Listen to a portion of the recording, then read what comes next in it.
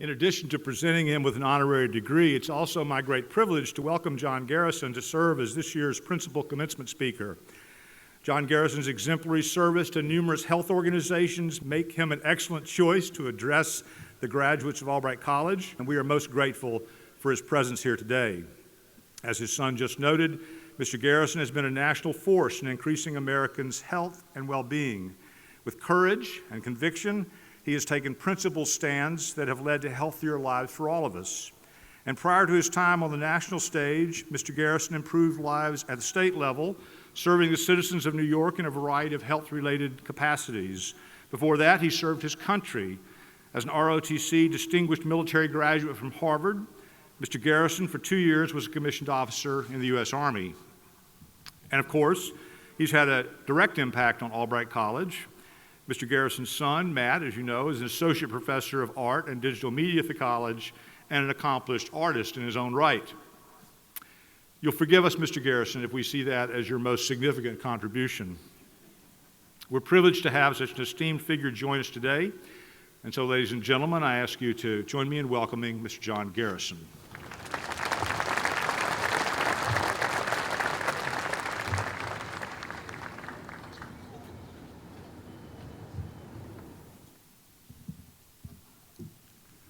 Thank you, President McMillan. Board of Trustees, faculty, administrators, distinguished guests, family, friends, Matthew, and especially the Albright class of 2016. I am overwhelmed and humbled to be the recipient of an honorary doctorate from this respected and cherished institution, making me forever a part of Albright's class of 2016. Thank you.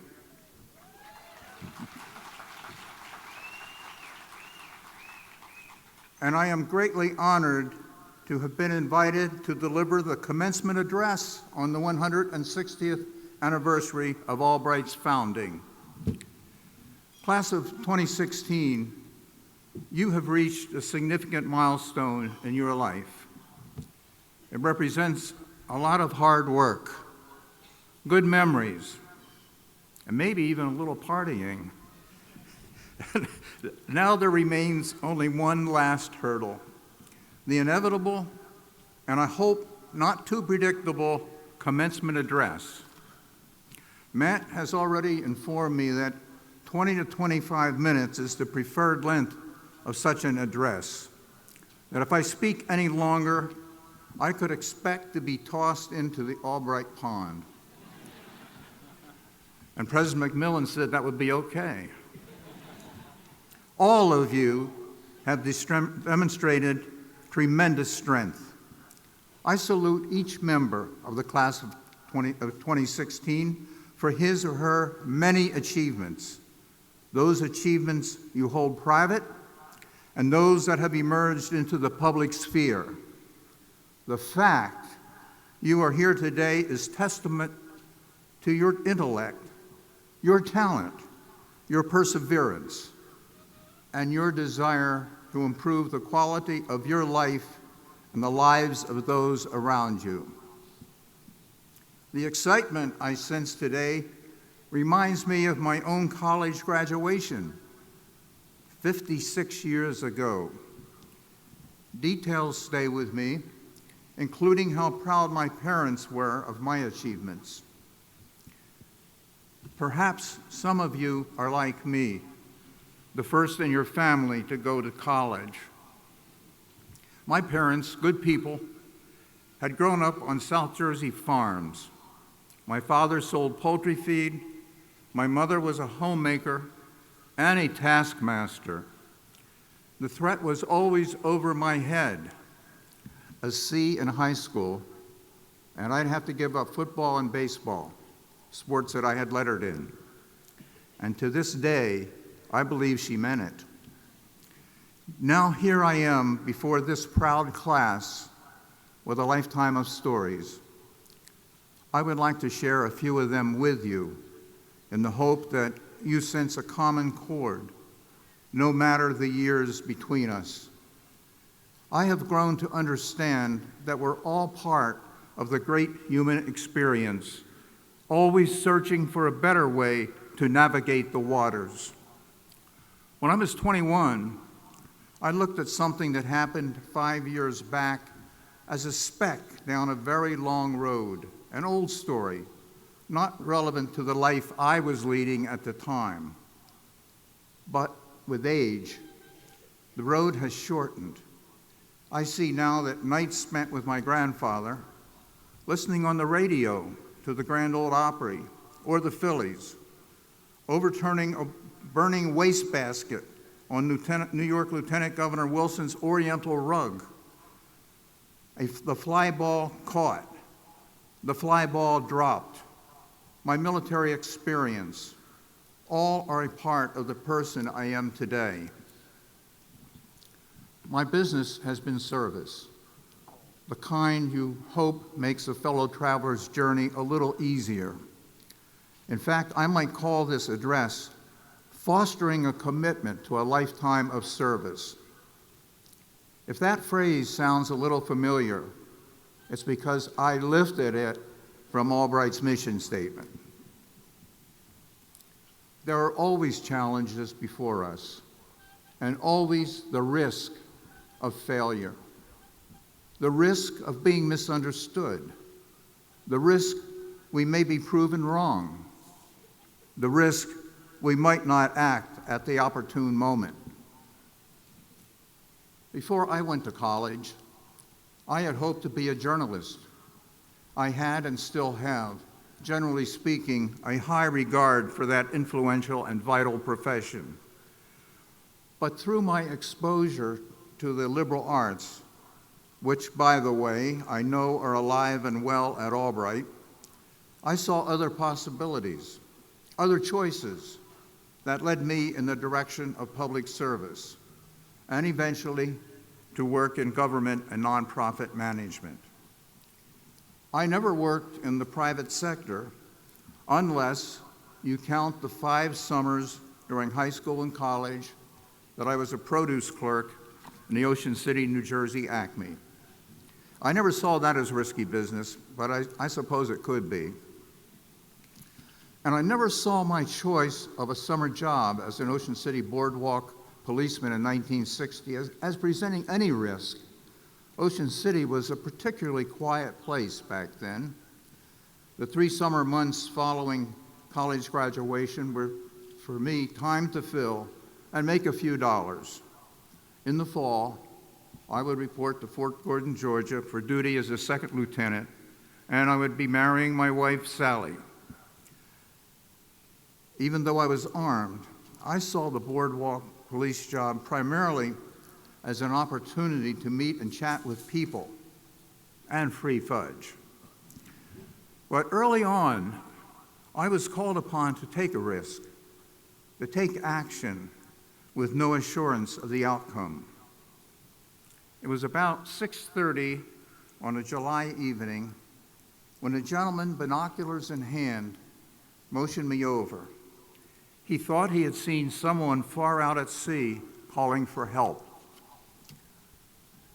For a minute or so, I scanned the horizon with his binoculars, but saw nothing, and I walked on.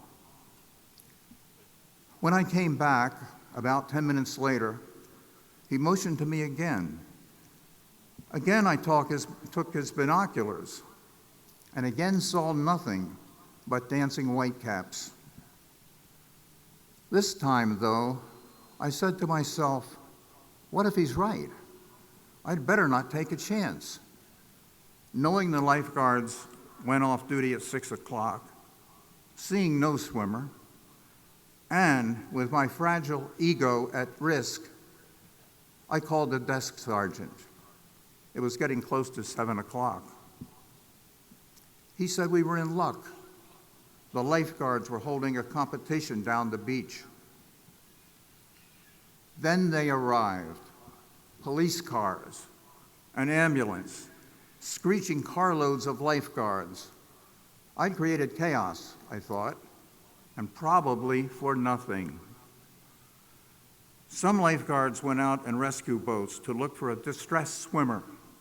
Other guards were at the ready to form a human chain in case a boat returned with someone aboard who had been treading water for at least 45 minutes. Then the lifeguards brought him ashore. A man fighting to stay alive. We could see the outline of shark teeth on his upper thigh. We gasped at the size of the laceration on his calf. We learned later that he was a Penn student and a long-distance swimmer. He had waited until the lifeguards were off duty because he wanted to swim further out than permitted. He survived. A feature story in the Ocean City Sentinel-Ledger described the young policemen and young lifeguards as being heroes of a new generation. Of course, the real heroes were the lifeguards and the persistent and observant bystander with the binoculars. I was not a hero. I should have reacted the instant someone believed there was a life in danger and not worry about what I might have been called had it been a false alarm. I still shiver at what the cost of my initial vanity and self-doubt could have been had those headlines read, "Body washed up on shore." How would I have handled the rest of my life? I'd had a tepid response at best, all wrapped up in ego. I'd like to mention another example of risk-taking after I had become the national CEO of the American Lung Association. By then, I was a little more certain of myself. Philip Morris, Laura Lard, and R.J. Reynolds are known as Big Tobacco.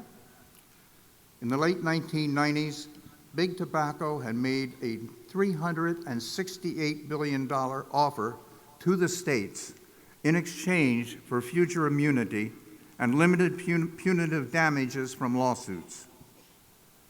The correlation between smoking and early death had been made and seemed irrefutable. Big Tobacco was more than worried what this might cost them in monetary awards and sales. For this proposal to be implemented, the state attorneys general had to approve it on behalf of the states. Congress had to approve it because of its federal aspects. Ultimately, every state but one accepted the proposal. Minnesota held out. Hubert Humphrey III, Attorney General of Minnesota and son of the 1968 Democratic presidential candidate, would not approve it. The American Cancer Society supported the bailout. The American Heart Association supported the bailout.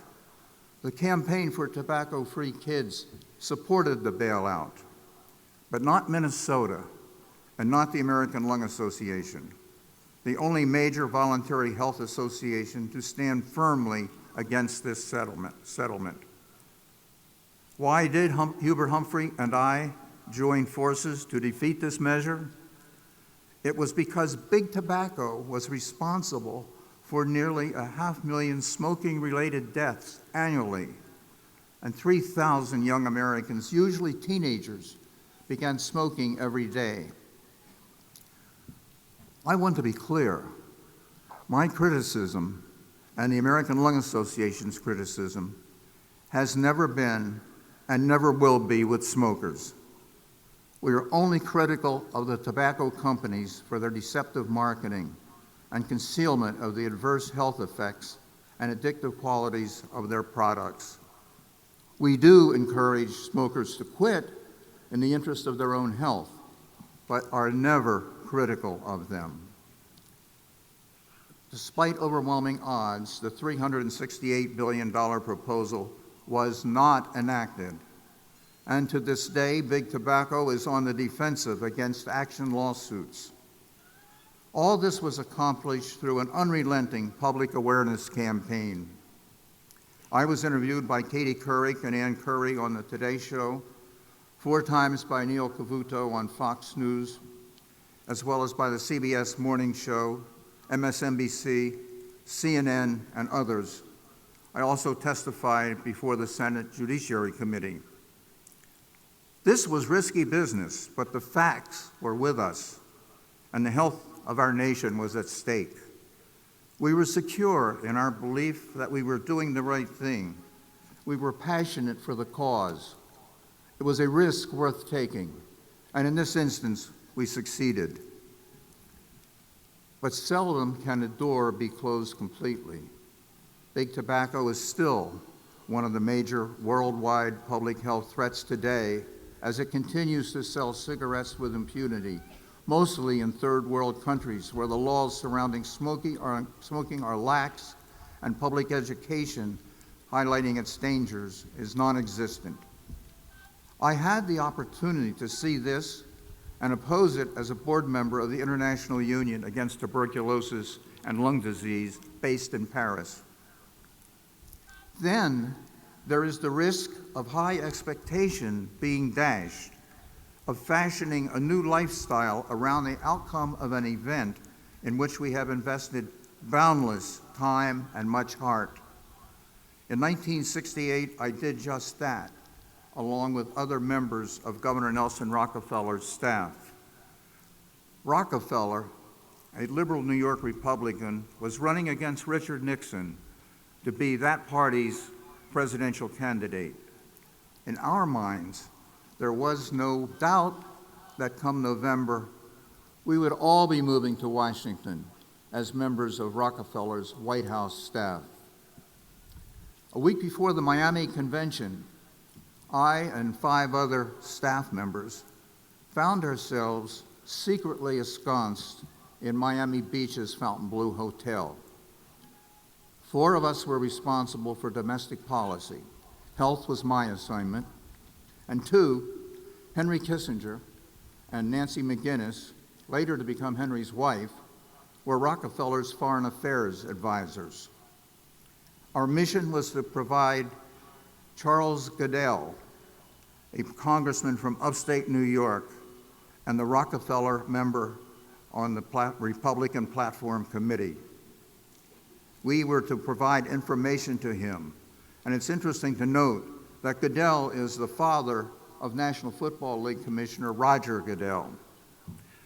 Rockefeller placed a high value on getting his positions included in the platform, although historically, the party platform has had little impact on the outcome of a presidential campaign.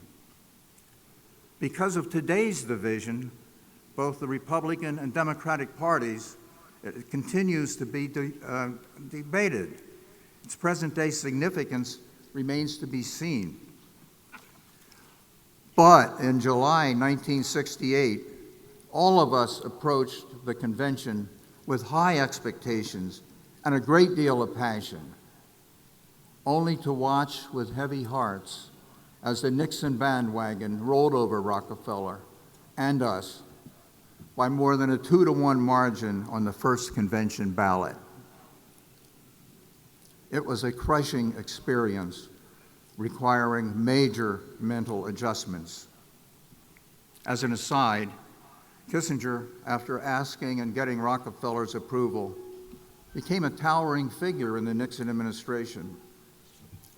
I too was offered a position in the Nixon administration of Deputy Assistant Secretary of Health, Education, and Welfare. I was 30 at the time that I declined the offer. The road not traveled. As for Representative Charles Goodell, he was rewarded for his efforts on the Platform Committee for Rockefeller. The governor appointed him to fill the unexpired term of Senator Robert Kennedy, killed June 6, 1968, by an assassin's bullet. Setbacks are inevitable. I doubt there is a single person on this planet who has not experienced one. But once recognized and embraced as common to the human experience, it is much easier to move on in a constructive manner, without blame and without regrets. I would like to leave you with a story that continues to haunt me.